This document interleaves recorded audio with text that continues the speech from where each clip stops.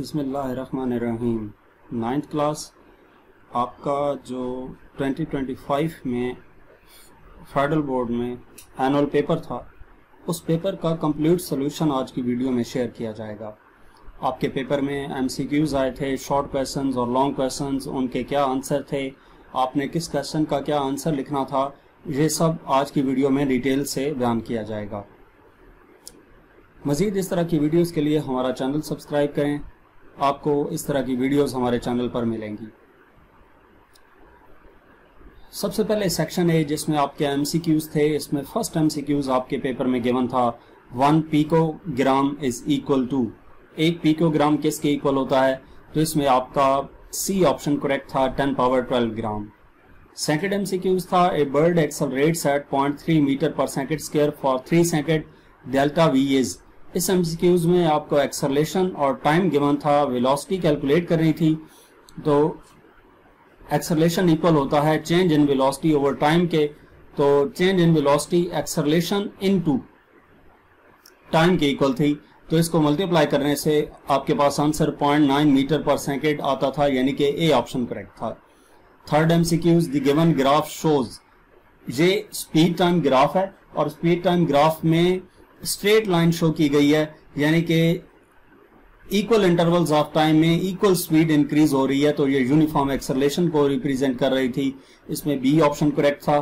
Fourth MCQs, force changes momentum of a body by delta P 50 kilogram metre per second in 2 seconds, then force F is.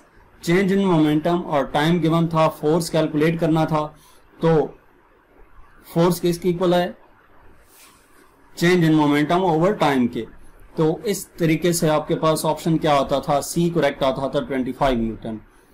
Fifth number MCQs, torque in a rotating fan of blade length 0.5 metre due to 1 newton force is. Torque calculate करना था blade fan में, rotating fan में, fan के blade की length 0.5 metre है और जो force apply हो रही थी वो 1 न्यूटन थी, तो टॉर्क क्या होता है, फोर्स इनटू लेंथ, जब इसको मल्टीप्लाई करेंगे तो ये ऑप्शन ए करेक्ट आएगा 0.5 न्यूटन मीटर। इसके बाद 6 number MCQs, F equal to 15 newton and X equal to 1.5 metre, then spring constant K is. F equal to K X का फॉर्मूला है, K equal to F over X, इसको divide करने से आपका answer आता था 10 न्यूटन मीटर पर metre, यानी कि ए ऑप्शन करेक्ट था। 7 नंबर एमसीक्यूज आपके पेपर में गिवन था a machine lifts a 200 Newton load to height of 30 meter in 50 seconds. Average power of the machine is। 200 Newton की फोर्स मशीन लिफ्ट कर रही है 30 मीटर की हाइट तक 50 सेकंड्स में, पावर कैलकुलेट करनी थी, तो पावर इक्वल होता है work done per unit time के। वैल्यूज पुट करके आंसर आपके पास आना था 120 वाट, यानी कि सी ऑप्शन करेक्ट था। 8 number MCQs, ability of a thermometer to show temperature variations uniformly and equally is called. कि थर्मोमीटर जो टेम्परेचर वेरिएशंस शो करता है वो यूनिफॉर्म और इक्वल होती हैं, तो इसको हम क्या नाम देते हैं, ये बेसिकली लिनियरिटी है, बी ऑप्शन करेक्ट है। 9 number MCQs, an electromagnet can be found in. Electromagnet कहाँ पे हमें मिलता है, तो ये इलेक्ट्रिक फैन के अंदर होता है। उसके बाद 10 नंबर है, in loud speaker the material used is. Loud speaker में जो मटेरियल यूज किया जाता है वो कौन सा होता है, तो वो आपके पास फेरोमैग्नेटिक है। 11 number MCQ, studying how air conditioner cools a house is a part of. Air conditioner जो है वो घर को कैसे ठंडा रख रहा है, तो ये बेसिकली थर्मोडायनामिक्स से रिलेटेड है, ए ऑप्शन करेक्ट था। 12 नंबर एमसीक्यूज था, which branch of physics deals with the transmission and control of sound.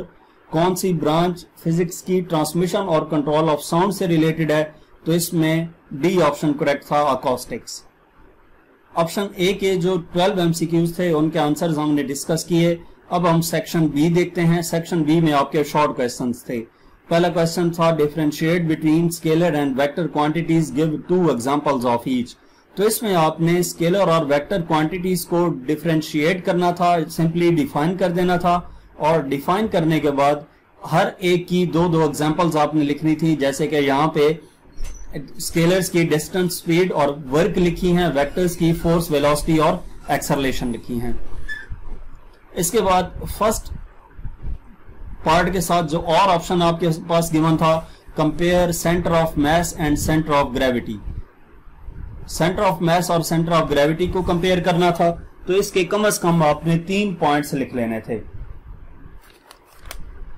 इसके बाद नेक्स्ट आपके पास सेकंड क्वेश्चन था, if a satellite orbits Earth at an average radius of 24,000 kilometre and takes 12 hours to complete one orbit, what will be its average orbital speed. तो ये basically एक numerical type आपके पास question था, जिसमें आपने सबसे पहले स्टेटमेंट की मदद से डाटा नोट कर लेना था। डाटा नोट करने के बाद आपको पेपर के एंड पे फार्मूले दिए गए होते हैं, उनमें से फार्मूला पिक करके आपने वैल्यूज पुट करनी थी, तो आंसर आ जाना था। नेक्स्ट क्वेश्चन और ऑप्शन क्या गिवन था पेपर में, a train travel a distance of 30 kilometre in 7 minutes and 30 seconds, what is its speed, convert the speed to kilometre per hour. अब ये भी एमसीक्यू, ये भी आपके पास न्यूमेरिकल गिवन था, तो इसमें भी सबसे पहले आपने डाटा नोट कर लेना था।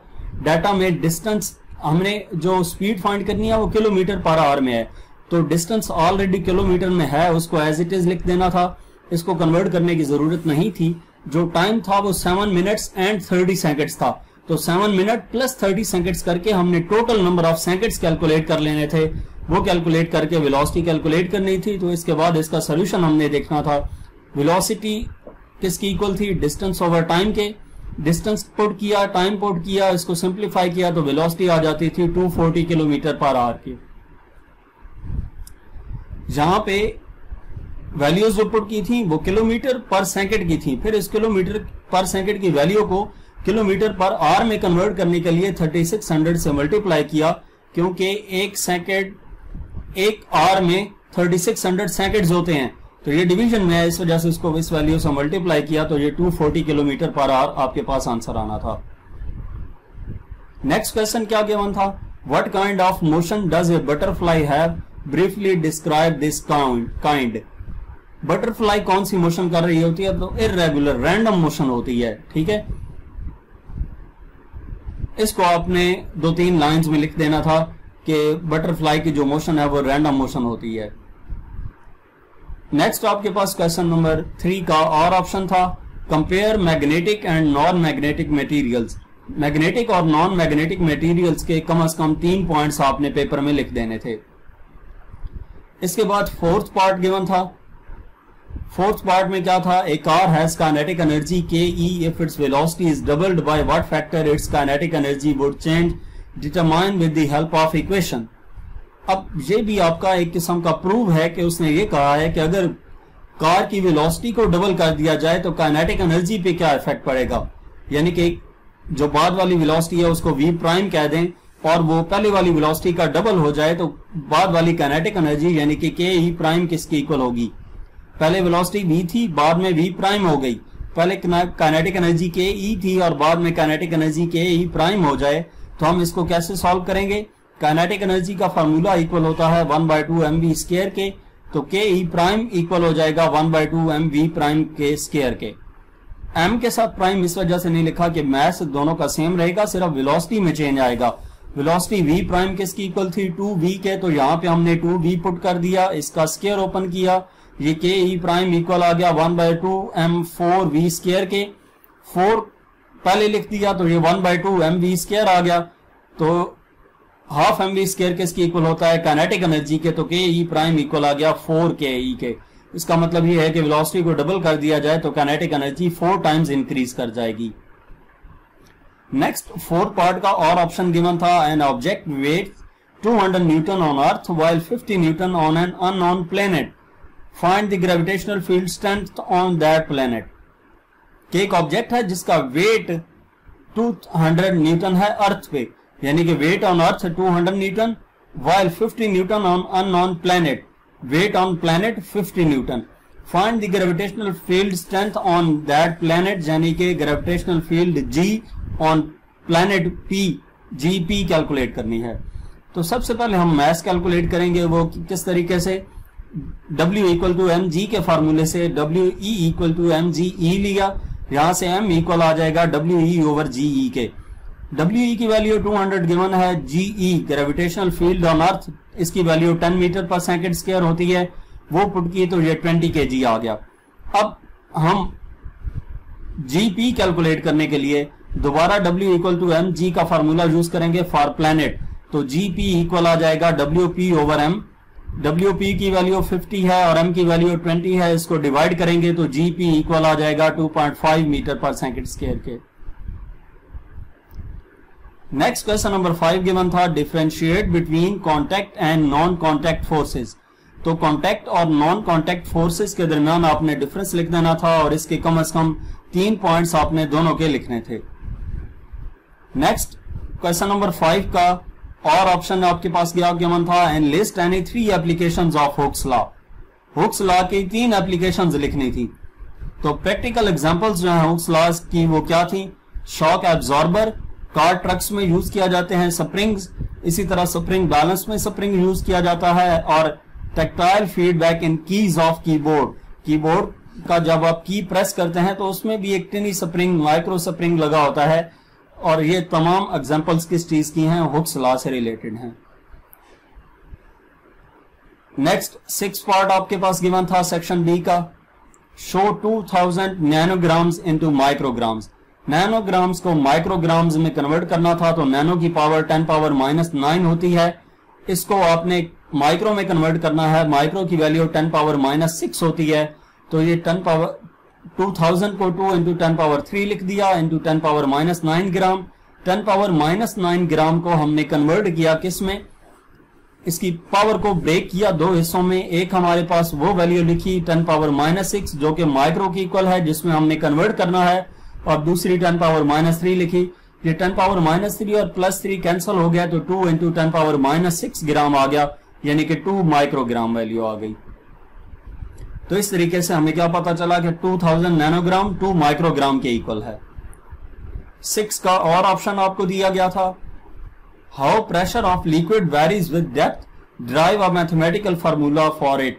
तो लिक्विड प्रेशर डेप्थ के साथ कैसे वेरी करता है उसको आपने 1-2 लाइंस में डिफाइन कर देना था, और उसके बाद मैथमेटिकल फार्मूला जो है, यानी कि इसका कहा गया है कि मैथमेटिकल फार्मूला ड्राइव करें, तो pressure force per unit area की इक्वल होता है। यहाँ पे जो फोर्स अप्लाई हो रही होगी वो वेट की इक्वल होगी, यानी कि वेट का formula W equal to mg होता है, तो F की जगह पे mg लिख दिया। अब मैस रो V की इक्वल होगा, क्योंकि डेंसिटी मैस पर यूनिट वॉल्यूम की इक्वल होती है, रो m ओवर V के इक्वल होता है, तो m की जगह रो V आ जाएगा into G divided by A। तो रो V की जगह पे AH, V वॉल्यूम है ना,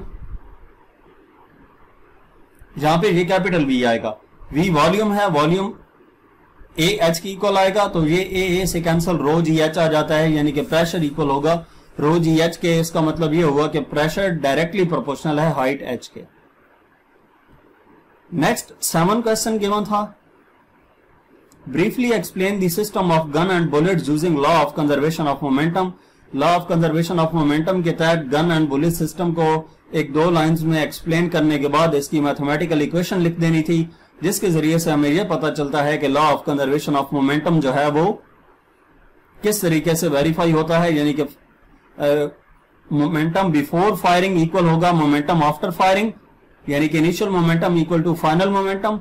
फायर करने से पहले वेलोसिटी 0 होगी तो टोटल मोमेंटम 0 आएगा, और फायर करने के बाद mass of gun P equal to mv के फार्मूले से mass of gun velocity of gun plus mass of bullet velocity of bullet. तो इस तरीके से Vg इक्वल आ जाता था, इसको उस तरफ लेके जाए -mb V भी हो जाएगा डिवाइडेड बाय mg, इधर जाकर डिवाइड हो जाएगा। तो ये Vg हमारे पास वेलोसिटी ऑफ गन आ जाती है जब गन रिकॉइल करती है, और नेगेटिव साइन ये इंडिकेट करता है कि जिस डायरेक्शन में बुलेट को फायर किया जाएगा उसके ऑपोजिट डायरेक्शन में गन रिकॉइल होगी। इसके बाद 7 का और ऑप्शन आपके पास दिया गया था, how are hydraulic lifts capable to lift heavy loads, show mathematically, diagram is not required. Hydraulic lift कैसे कैपेबल होती है हैवी लोड उठाने के लिए, मैथमेटिकली इसको शो करना है, डायग्राम इसके लिए रिक्वायर्ड नहीं थी। तो हाइड्रोलिक लिफ्ट जो है वो पास्कल प्रिंसिपल पे वर्क कर रही होती हैं।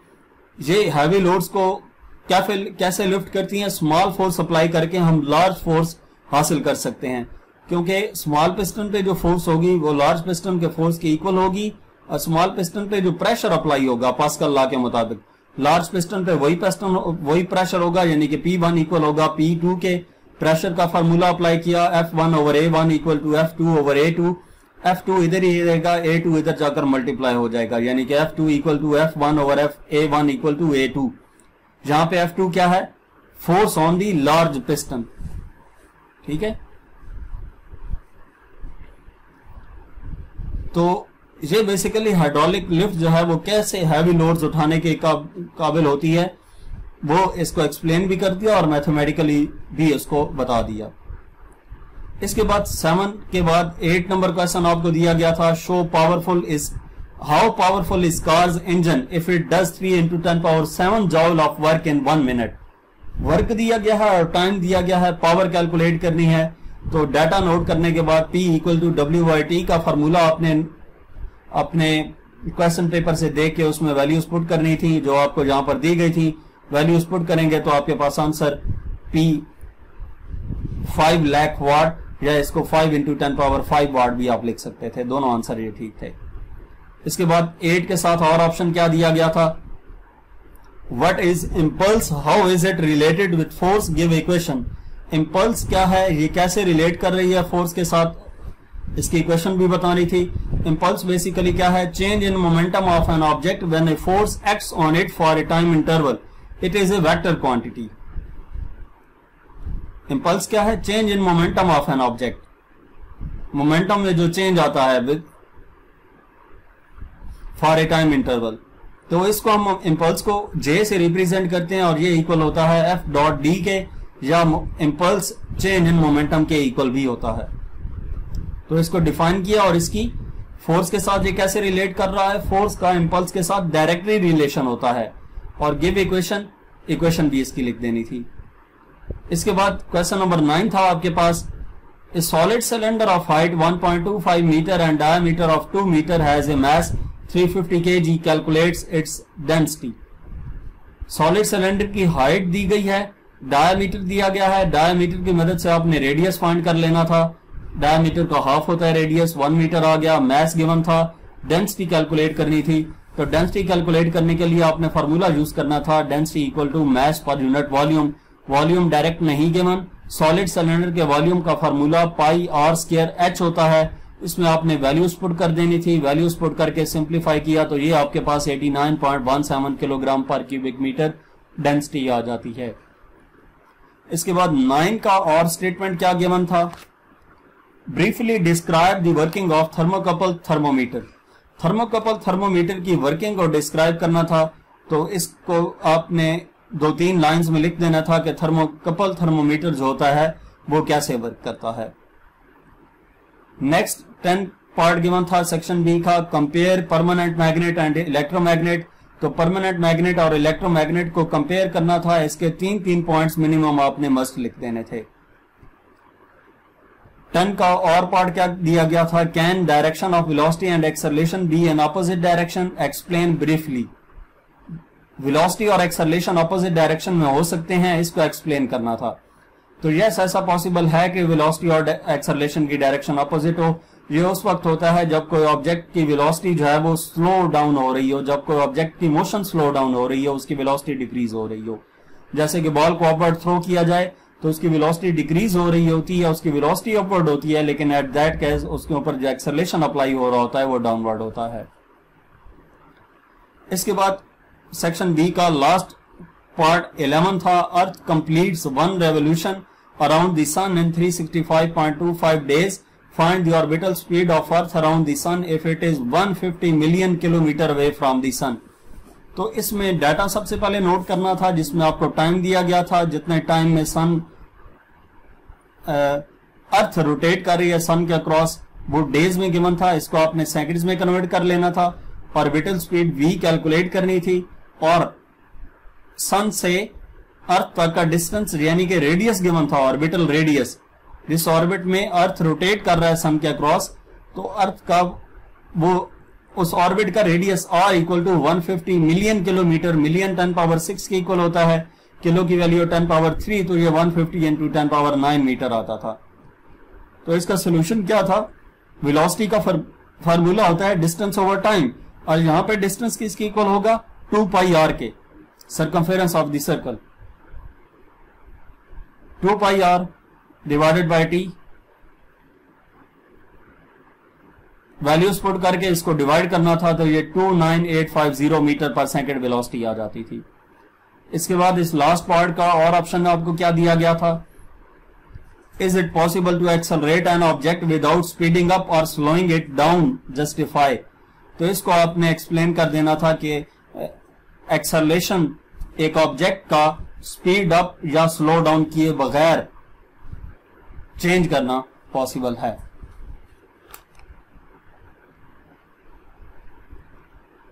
इसको एक्सप्लेन करने के बाद इसकी एग्जांपल भी लिख देनी थी।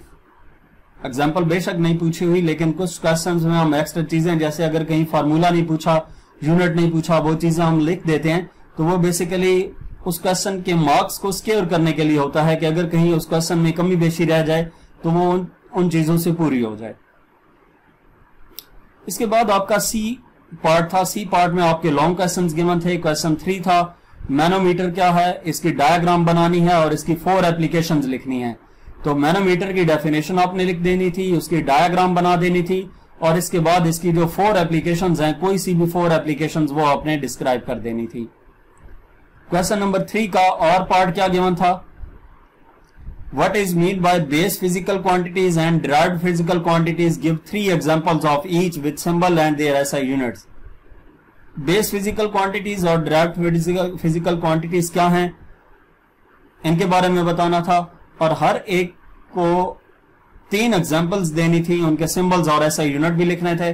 तो सबसे पहले आपने बेस क्वांटिटीज के बारे में बता देना था, फिर derived क्वांटिटीज के बारे में बता देना था, इसके बाद इन दोनों की 3 एग्जांपल्स आपने बता देनी थी। तो वो आप एक टेबल बना के उसमें रिप्रेजेंट कर सकते थे। क्वांटिटी को किस सिंबल से रिप्रेजेंट किया जाता है, उस क्वांटिटी का यूनिट क्या है, और उस यूनिट का सिंबल क्या है।